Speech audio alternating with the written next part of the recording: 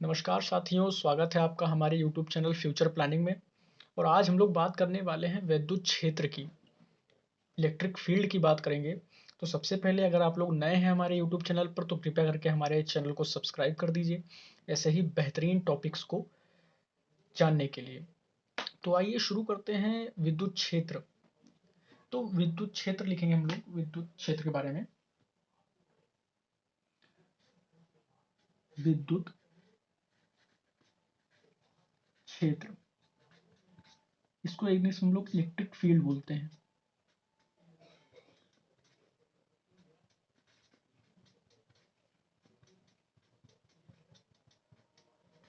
Electric field. तो आज हम लोग इलेक्ट्रिक फील्ड के बारे में जानेंगे कि ये एक्चुअल में होता क्या है। तो इसकी परिभाषा हम लोग लिखते हैं विद्युत क्षेत्र की। विद्युत क्षेत्र, इसकी परिभाषा क्या होती है? देखिए, किसी भी आवेश का, किसी भी आवेश के चारों ओर का, के चारों ओर का वह क्षेत्र, का वह क्षेत्र जिसके भीतर, जिसके भीतर किसी भी अन्य, किसी भी अन्य आवेशित कण को लाने पर, आवेशित कण को लाने पर वह आकर्षण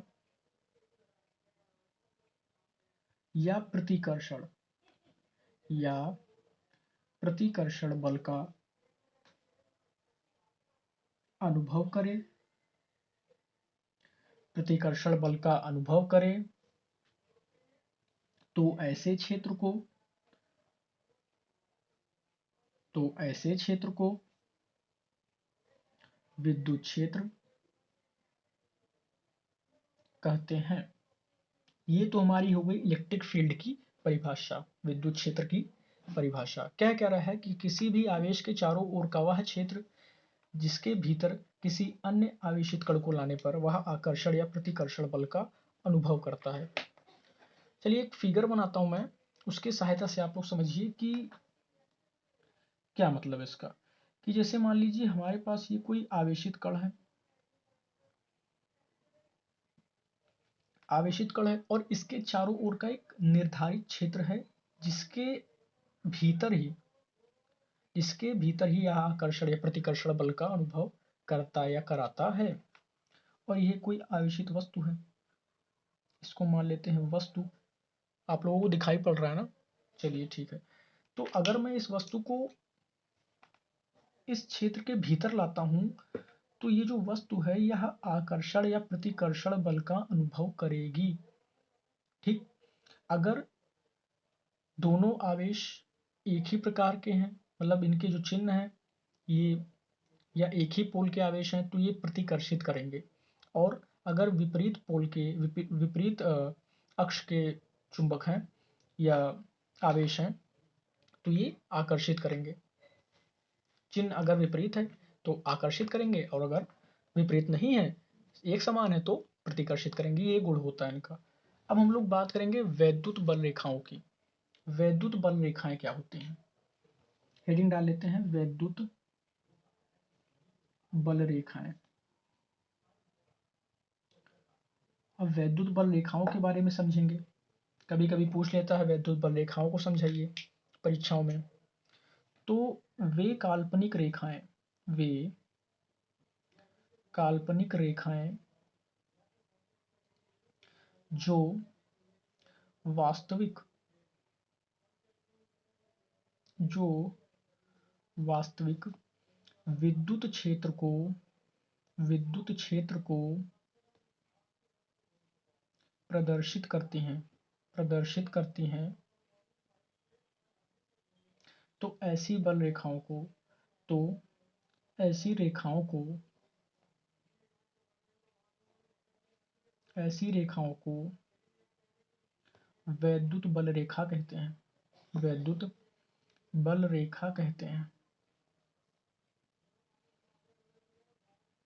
देखिए इसका मतलब क्या हुआ, वे काल्पनिक रेखाएं, मतलब काल्पनिक इनको इसलिए कहा गया है कि क्योंकि इनको आंखों द्वारा देखा नहीं जा सकता, ये दिखाई नहीं पड़ती हैं, इसलिए इनको काल्पनिक रेखाएं कहा गया है। और ये वास्तविक वैद्युत क्षेत्र को प्रदर्शित करती हैं। इससे हमें ये पता चलता है कि हाँ यह वैद्युत क्षेत्र है। ठीक, ये हो गई वैद्युत बल रेखाओं की बात। इनके कुछ गुण होते हैं, कुछ इंपॉर्टेंट गुण होते हैं इनके, तो इनको गुण के बारे में ध्यान देते हैं। गुण, तो गुण में पहला नंबर हम लोग क्या लिखेंगे, पहला नंबर ये हो जाएगा कि ये रेखाएं धनावेश से निकलकर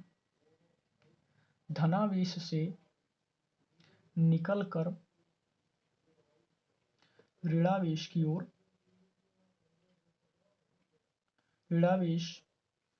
ओर जाती हैं।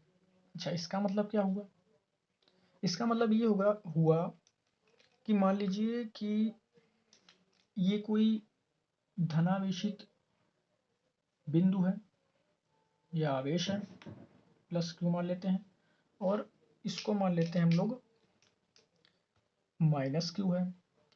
तो जो बल रेखाएं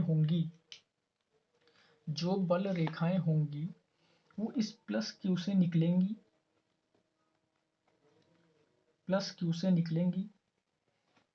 और माइनस क्यू की ओर जाएंगी, क्योंकि ये धनावेश से निकलकर हमेशा ऋणावेश की ओर जाती है। इनका चिन्ह जो होगा हमेशा ऋणावेश की ओर होगा, क्योंकि ये धनावेश से निकलकर ऋणावेश की ओर जाती हैं।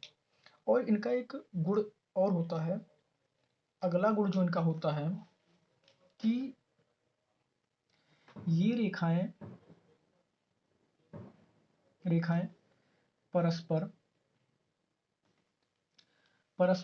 कभी एक दूसरे को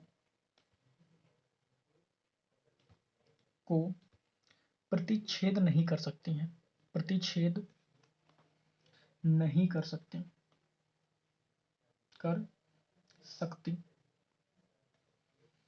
क्योंकि इस दशा में कटान बिंदु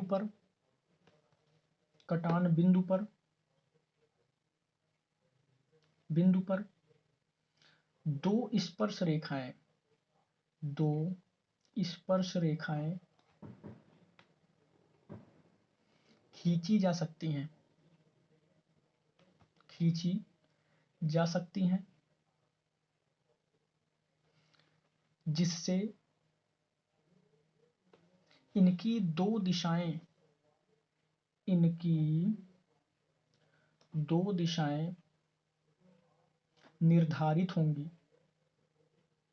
निर्धारित होंगी, जो कि पूर्ण रूप से असंभव है। इसका मतलब क्या हुआ, इसका मतलब ये हुआ कि ये रेखाएं जो होती हैं, जैसे मान लीजिए कि ये बल रेखाएं, हमने मान लिया कि एक बल रेखा ये है, कह रहा है ये रेखाएं परस्पर कभी प्रतिच्छेद नहीं कर सकती। इसका मतलब ये एक दूसरे को कभी काट नहीं सकती हैं, क्योंकि जो कटान बिंदु होगा यहाँ पर हम लोग दो स्पर्श रेखा खींच सकते हैं। यहाँ पर हम लोग मान लीजिए एक स्पर्श रेखा मैंने यहाँ ऐसे इस लाइन पर खींच दी, मान लीजिए एक प्रकार से, और एक स्पर्श रेखा इस लाइन पर खींच दी, तो इनकी क्या हुआ, इनकी दो दिशाएं निर्धारित होती हैं। और इन बल रेखाओं, हमें पता है कि बल रेखाएं हमेशा समांतर होती हैं, इनकी दो दिशाएं कभी भी निश्चित नहीं हो सकती। इसीलिए इसका ये दूसरा गुण है कि कभी ये एक दूसरे को प्रतिच्छेद नहीं कर सकती हैं, क्योंकि इस कारण से इनकी दो दिशाएं निर्धारित होंगी, जो कि पूर्ण रूप से असंभव है। तो आज के वीडियो में हम लोग यहीं तक रखते हैं, मिलते हैं अगले वीडियो में। अगर आप लोगों ने चैनल नहीं सब्सक्राइब किया है तो कृपया करके हमारे चैनल को सब्सक्राइब कर दें, ऐसे ही इम्पोर्टेंट टॉपिक को जानने के लिए। Thank you very much.